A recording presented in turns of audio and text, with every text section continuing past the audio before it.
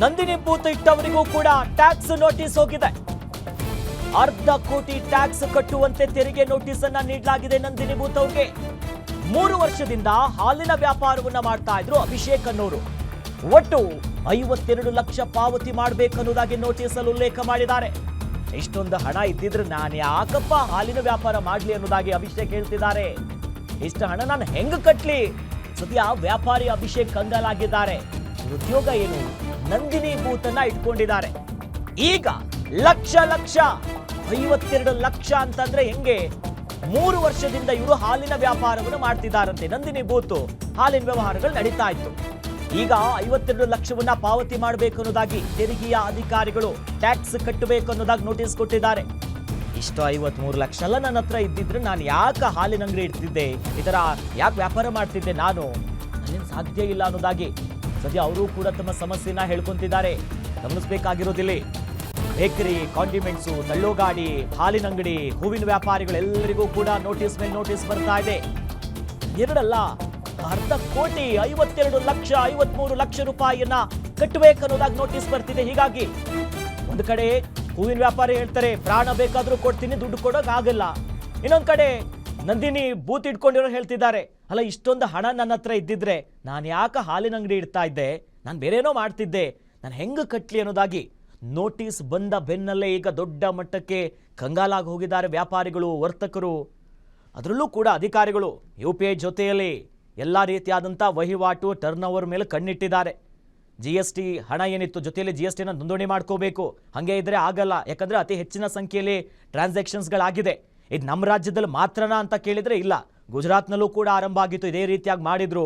ಅದಾದ್ಮೇಲೆ ಇತರ ರಾಜ್ಯಗಳಲ್ಲೂ ಕೂಡ ಆಗಿತ್ತು. ಸದ್ಯ ನಮ್ಮ ರಾಜ್ಯದಲ್ಲಿ ಅತಿ ದೊಡ್ಡ ಮಟ್ಟಕ್ಕೆ ಸದ್ದು ಮಾಡ್ತಾ ಇದೆ. ಈಗ ನಾವು ಎಲ್ಲಿ ಹೋಗೋದು? ಇಷ್ಟೊಂದು ಟ್ರಾನ್ಸಾಕ್ಷನ್ ಅಂತಂದ್ರೆ ಇವೆಲ್ಲವೂ ಕೂಡ ನಮ್ಗೆ ಬಂದಿರೋ ಆದಾಯ ಅಲ್ಲ, ಟರ್ನ್ ಓವರ್ ಆಗ್ತಿತ್ತಷ್ಟೇ ಅನ್ನೋದಾಗ ಒಂದಿಷ್ಟು ವರ್ತಕರು ಈಗಾಗಲೇ ಆ ಬಗ್ಗೆ ಹೇಳ್ತಿದ್ದಾರೆ, ಪ್ರತಿಕ್ರಿಯೆಗಳನ್ನ ಕೊಡ್ತಿದ್ದಾರೆ. ಮತ್ತೊಂದು ಕಡೆ ಬೇಡಪ್ಪ, ನಮ್ಗೆ ಈ ಡಿಜಿಟಲ್ಲು UPI ಇದರ ಸವಾಸನೆ ಬೇಡ, ಮೊದಲು ಹೆಂಗಿತ್ತಲ್ಲ ನಾವು ಹಂಗೆ ಮಾಡ್ತಿದ್ವಿ, ಸರ್ಕಾರನ ಮೋಸ ಮಾಡ್ತಿದ್ದೆ ಹಿಂಗೆಲ್ಲ ಮಾಡಿಕೊಂಡು ಅಂತ. ಈಗ ಅಧಿಕಾರಿಗಳ ವಾಣಿಜ್ಯ ತೆರಿಗೆ ಇಲಾಖೆಯ ನೋಟಿಸ್ ಬೆನ್ನಲ್ಲೇ ವರ್ತಕರು, ವ್ಯಾಪಾರಿಗಳೆಲ್ಲರೂ ಕೂಡ ಶಾಕಿಗೊಳಗಾಗಿದ್ದಾರೆ. ಹೇಗೆ ಕಟ್ಟೋದು? ಒಂದೇ ಸರಿ ಈ ರೀತಿಯಾಗಿ ಬಂದರೆ ನಿಜಕ್ಕೂ ಕೂಡ ಆತಂಕಕ್ಕೆ ಒಳಗಾಗ್ತಾರೆ. ಹಣವನ್ನು ಹೇಗೆ ಕಟ್ಟೋದು, ಏನು ಮಾಡೋದು ಅನ್ನೋ ನಿಟ್ಟಿನಲ್ಲಿ. ಹೀಗಾಗಿ ಹಾಲಿನ ವ್ಯಾಪಾರಿಗೆ, ಹೂವಿನ ಅಂಗಡಿಯವ್ರಿಗೆ, ತಳ್ಳೋ ಗಾಡಿಯವ್ರಿಗೆ ಈ ರೀತಿಯಾದಂಥ ಎಲ್ಲರಿಗೂ ನೋಟಿಸ್ ಮೇಲೆ ನೋಟಿಸ್ ಬರ್ತಾನೇ ಇದೆ.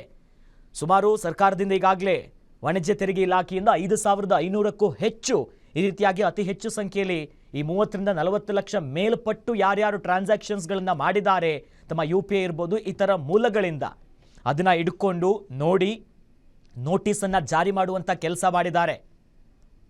ಮತ್ತೊಂದು ಕಡೆಯಲ್ಲಿ ಇದನ್ನು ಬಳಸ್ಕೊಂಡು ಕೆಲವೊಂದು ಇಲ್ಲಿಗಲ್ ಆಕ್ಟಿವಿಟೀಸ್ಗಳು, ಅಂದರೆ ಒಂದೇ ಅಂಗಡಿಯಲ್ಲಿ 4-5 ಈ ಸ್ಕ್ಯಾನರ್ ಇರೋದು, ಬೇರೆ ಬೇರೆ ಇಟ್ಕೊಂಡು ಅದರಲ್ಲಿ ಟ್ರಾನ್ಸಾಕ್ಷನ್ ಮಾಡೋದು, ಈ ರೀತಿಯಾಗಿ ದಾರಿ ತಪ್ಪಿಸುವಂಥ ಕೆಲಸ ಇದೆ. ಕೆಲವೊಂದು ಪ್ರಾಮಾಣಿಕವಾಗಿ ಇದ್ಕೊಂಡು ಇಲ್ಲಪ್ಪ ನಮ್ದು ಅಷ್ಟೊಂದು ಟ್ರಾನ್ಸಾಕ್ಷನ್ ಇಲ್ಲ ಅನ್ನೋರು ಇದ್ದಾರೆ. ಒಟ್ಟಿನಲ್ಲಿ ಸದ್ಯ ಟ್ಯಾಕ್ಸ್ ಅಧಿಕಾರಿಗಳು ಎಲ್ಲರಿಗೂ ಕೂಡ ಬಿಸಿ ಮುಟ್ಟಿಸ್ತಿದ್ದಾರೆ. ಒಟ್ಟಿನಲ್ಲಿ ಈ ಸಣ್ಣ ಪ್ರಮಾಣದಲ್ಲಿ ಯಾರ್ಯಾರು ಉದ್ಯೋಗ ಮಾಡ್ಕೊಂಡಿದ್ರು, ತಳ್ಳೋ ಗಾಡಿಯವರು, ನಮ್ಗೆ ಇಷ್ಟೊಂದು ಹಣ ಎಲ್ಲಿತ್ತು ನಮ್ಮ ಹತ್ರ? ಎಲ್ಲ ವರ್ಷದ ನೀವು ಒಂದೇ ಸಲ ಲೆಕ್ಕಾಚಾರ ಹಾಕಿ ನೋಟಿಸ್ ಕೊಟ್ಟರೆ ನಾನು ಹೆಂಗೆ ಕೊಡೋದು? ಅದಕ್ಕೆ ಜೀವ ಹೋದರೂ ಪರವಾಗಿಲ್ಲ, ನನ್ನ ಹತ್ರ ಕೊಟ್ಟೋಕ್ಕಾಗಲ್ಲ. ತಮ್ಮ ಸಮಸ್ಯೆಯನ್ನು ತೋಡ್ಕೊತಿದ್ದಾರೆ. ಒಟ್ಟಿನಲ್ಲಿ ಯಾವ ನಿರ್ಧಾರ ತೆಗೆದುಕೊಳ್ತಾರೆ, ಯಾವ್ಯಾವ ರೀತಿಯಾಗಿ ಅವರು ಕಟ್ಟಬೇಕು, ಅದಕ್ಕೆ ಮುಂದಿನ ಪ್ರೊಸೀಜರ್ಸ್ಗಳು ಏನಿದೆ ಅನ್ನೋದನ್ನು ಇನ್ನೇನು ಕಾದು ನೋಡಬೇಕು.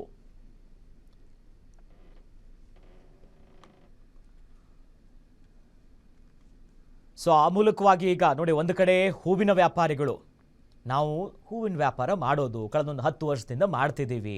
ಈಗ ಹೆಚ್ಚಿನ ಗೊತ್ತು, ಡಿಜಿಟಲ್ ಇಂಡಿಯಾ ಯಾವಾಗ ಆಯಿತು ಆವಾಗಿಂದನೂ ಕೂಡ ಈ UPI ಮೂಲಕವೇ ಟ್ರಾನ್ಸಾಕ್ಷನ್ ಭಾಳಷ್ಟು ಸರಳ ಆಗಿತ್ತು, ಎಲ್ಲರಿಗೂ ಕೂಡ ಬೆನಿಫಿಟ್ ಆಗಿತ್ತು. ಆದರೆ ಈಗ ದಿಢೀರಂತ ಈ ರೀತಿಯಾಗಿ ನೋಟಿಸ್ ಕೊಟ್ಟು ಹಣ ಕಟ್ಟಬೇಕು ಅಂತಂದರೆ ಅದೇನು ಒಂದೆರಡಲ್ಲ, 50 ಲಕ್ಷ ಮೇಲ್ಪಟ್ಟು, 52, 53 ಲಕ್ಷ. 10 ವರ್ಷದಿಂದ ನಾನು ಹೂವಿನ ವ್ಯಾಪಾರ ಮಾಡ್ತಿದ್ದೆ ಅಂತ ಒಂದು ಕಡೆ ಸೋಮೇಗೌಡರು ಹೇಳ್ತಾರೆ. ಯಾಕಂದ್ರೆ ಅವ್ರಿಗೆ 1 ತಿಂಗಳ ಹಿಂದೆ ನೋಟಿಸ್ ಬಂದಿತ್ತು. ಅದಾದ್ಮೇಲೆ ಈಗ ವಾಟ್ಸಪ್ ಮೂಲಕನೂ ಕೂಡ ಅಧಿಕಾರಿಗಳು ನೋಟಿಸ್ ಕೊಟ್ಟಿದ್ದಾರೆ. ನನ್ನ ಹತ್ರ ಸಾಧ್ಯವೇ ಇಲ್ಲ ಅಂತಿದ್ರೆ ಇತ್ತ ನಂದಿನಿ ಬೂತು, ನನ್ನ ಹಾಲಿಂದಿದ್ದು ನಾನು ಏನು ಮಾಡೋದು? ಒಂದು ಬೂತ್ ಇಟ್ಕೊಂಡಿದ್ದೀನಿ, ಈಗ ಅರ್ಧ ಕೋಟಿ 53 ಲಕ್ಷ 52 ಲಕ್ಷ ಈಗ ಕಟ್ಟಲೇಬೇಕು ಅನ್ನೋದಾಗ ಕೊಟ್ಟರೆ ನಾನು ಏನು ಮಾಡಲಿ? 3 ವರ್ಷದಿಂದ ನಾನು ಹಾಲಿನ ವ್ಯಾಪಾರ ಮಾಡ್ತಿದ್ದೀನಿ ಅಂತ ಅಭಿಷೇಕ್ ಹೇಳ್ತಿದ್ದಾರೆ. ಒಟ್ಟೀಗ 52 ಲಕ್ಷ ಅವ್ರು ಕಟ್ಟಬೇಕು, ನೋಟಿಸಲ್ಲಿ ಉಲ್ಲೇಖ ಆಗಿದೆ.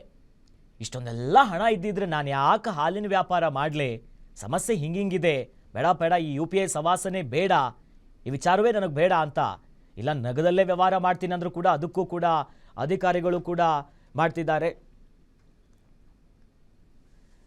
ಎಸ್, ಈ ಬಗ್ಗೆ ಮಾತಾಡೋಕೆ ಈಗ ಅಧಿಕಾರಿಗಳು ನೋಟಿಸನ್ನ ಕೊಟ್ಟಿದ್ದಾರೆ. ಹೂವಿನ ವ್ಯಾಪಾರಿ ಸೌಮ್ಯ ಅನ್ನೋರು ನಮ್ಮ ಜೊತೆ ಜಾಯ್ನ್ ಆಗ್ತಿದ್ದಾರೆ. ಮೇಡಮ್ ನಮಸ್ಕಾರ.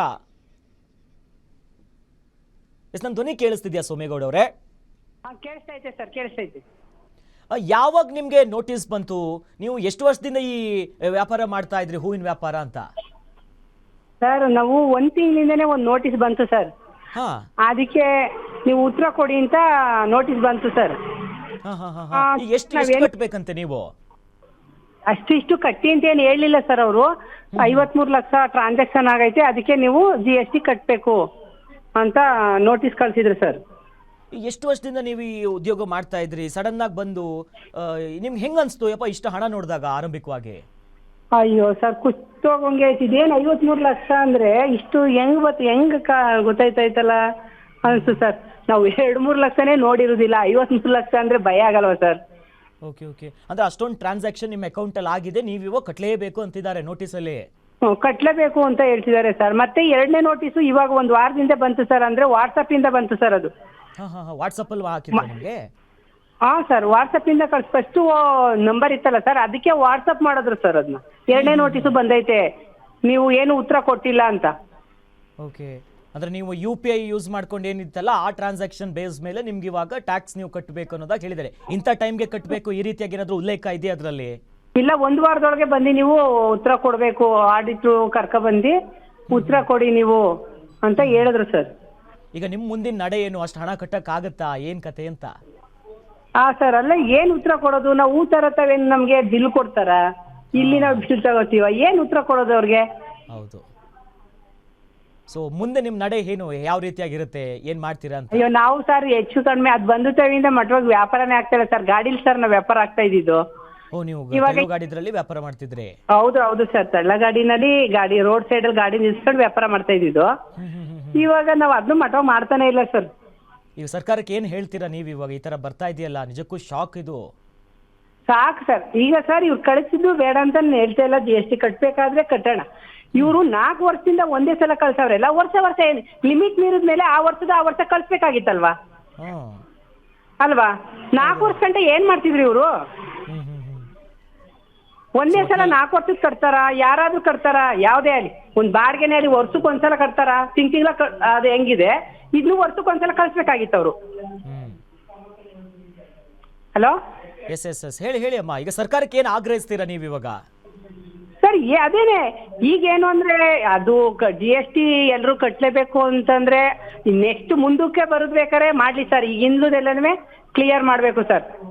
ನಾವ್ ಆ ತರ ಏನ್ ಏನಂದ್ರೆ ನಾವ್ ಇಬ್ರು ವ್ಯಾಪಾರ ಮಾಡ್ತಿದ್ವಾ, ಒಂದೇ ಟ್ರಾನ್ಸಾಕ್ಷನ್ ಮಾಡ್ತಿದ್ವು.